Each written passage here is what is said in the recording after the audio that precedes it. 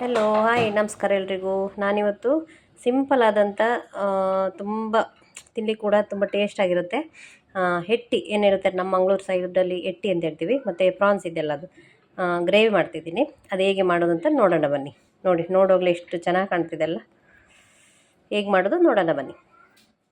France masala ಮಾಡಲಿಕ್ಕೆ ಇವಾಗ 1.5 kg ಆಗುವಷ್ಟು ಪ್ರಾನ್ಸ್ ತಗೊಂಡಿದ್ದೇನೆ. ಮತ್ತು ಅದರಲ್ಲಿ ಚೆಂದ ಕ್ಲೀನ್ ಮಾಡಬೇಕು, ಇದು ವೇಯ್ನೆಲ್ಲ ತೆಗೆದು ಕ್ಲೀನ್ ಮಾಡಬೇಕು. ಆನಂತರ ಅದಕ್ಕೆ ನಾವು ಸ್ವಲ್ಪ 1 ಟೇಬಲ್ ಸ್ಪೂನು ಸಣ್ಣದು ಸ್ಪೂನಲ್ಲಿ ವಿನಿಗರ್ ಹಾಕ್ಕೊಳ್ಳೋಣ. ಹಾಗೆ ಆನಂತರ ಅರ್ಧ ಟೀ ಸ್ಪೂನಷ್ಟು ಅರಿಶಿಣ ಹುಡಿ, ರುಚಿಗೆ ತಕ್ಕಷ್ಟು ಸ್ವಲ್ಪ ಉಪ್ಪು ಹಾಕಿ ಮಿಕ್ಸ್ ಮಾಡಿಡಬೇಕು. ಒಂದು ಅರ್ಧ ಗಂಟೆ ಇಲ್ಲ 2 ಅವರ್ಸ್ ಕೂಡ ಇಡ್ಬೋದು. ಪ್ರಾನ್ಸ್ಗೆ ಬೇಕಾದಂಥ ಮಸಾಲ ರೆಡಿ ಮಾಡ್ಕೊಳ್ತಿದ್ದೀನಿ. ಬ್ಯಾಡಗಿ ಮೆಣಸು ತಗೊಂಡಿದ್ದೀನಿ ನಾನು. ಇದು ಖಾರ ಇರಲ್ಲ, ಕೆಂಪು ಕಲರ್ ಬರುತ್ತೆ ಅಷ್ಟೇ. ಇದು 10-15 ತಗೊಂಡಿದ್ದೇನೆ ನಾನು 1.5 kg ಪ್ರಾನ್ಸಿಗೆ. ಮತ್ತು 1.5 ಟೀ ಸ್ಪೂನ್ ಕೊತ್ತಂಬರಿ ಬೀಜ ತಗೊಂಡಿದ್ದೇನೆ. ಮತ್ತು ಜೀರಿಗೆ 1.5 ಟೀ ಸ್ಪೂನು, ಮತ್ತು ಕಾಳುಮೆಣಸು 1 ಟೀ ಸ್ಪೂನ್, ಮತ್ತು ಸೋಂಪು ಒಂದು ಅರ್ಧ ಟೀ ಸ್ಪೂನ್ ತಗೊಂಡಿದ್ದೀನಿ. ಈಗ ಮೊದಲಿಗೆ ನಾವು ಈ ಮೆಣಸನ್ನು ಸ್ವಲ್ಪ ಬಿಸಿ ನೀರಲ್ಲಿ ನೆನೆಸಿಡಬೇಕು ಒಂದು 15 ನಿಮಿಷ.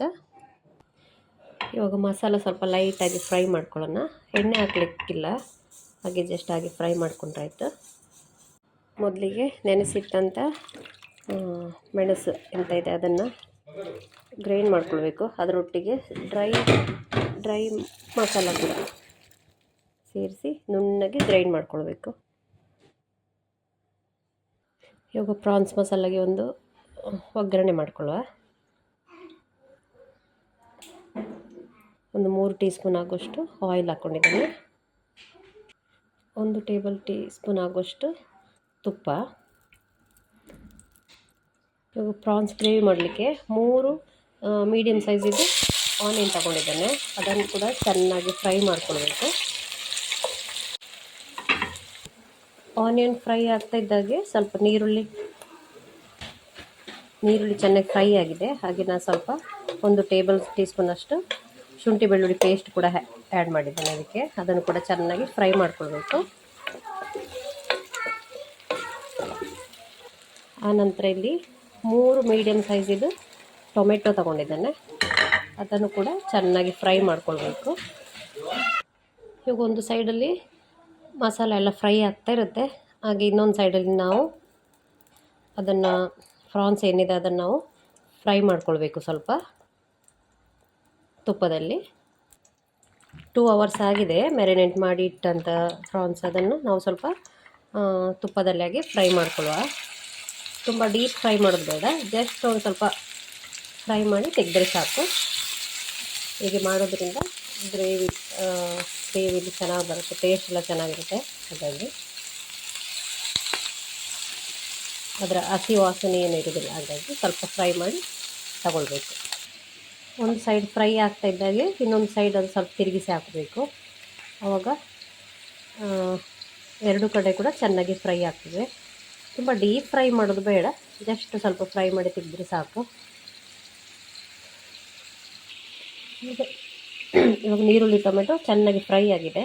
ಈಗ ಅದಕ್ಕೆ ನಾವು ಕಡದಿಟ್ಟಿದ್ದಂಥ ಗ್ರೈಂಡ್ ಮಾಡೋದಂಥ ಮಸಾಲೆ ಏನಿದೆ ಅದನ್ನು ಹಾಕ್ಕೊಳ್ಳೋಣ.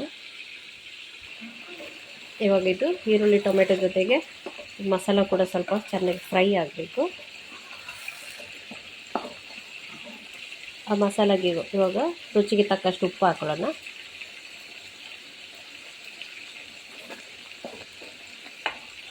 ತುಂಬ ಗಟ್ಟಿಯಾಗಿರೋದ್ರಿಂದ ಸ್ವಲ್ಪ ನೀರು ಆ್ಯಡ್ ಮಾಡ್ಕೊಳ್ತಾ ಇದ್ದೀನಿ. ತುಂಬ ನೀರು ಕೂಡ ಮಾಡಬಾರ್ದು, ಸ್ವಲ್ಪ ಗಟ್ಟಿಯಾಗಿರಬೇಕು. ಇವಾಗ ಚೆನ್ನಾಗಿ ಫ್ರೈ ಆಗಿದೆ ಇದು ಮಸಾಲ.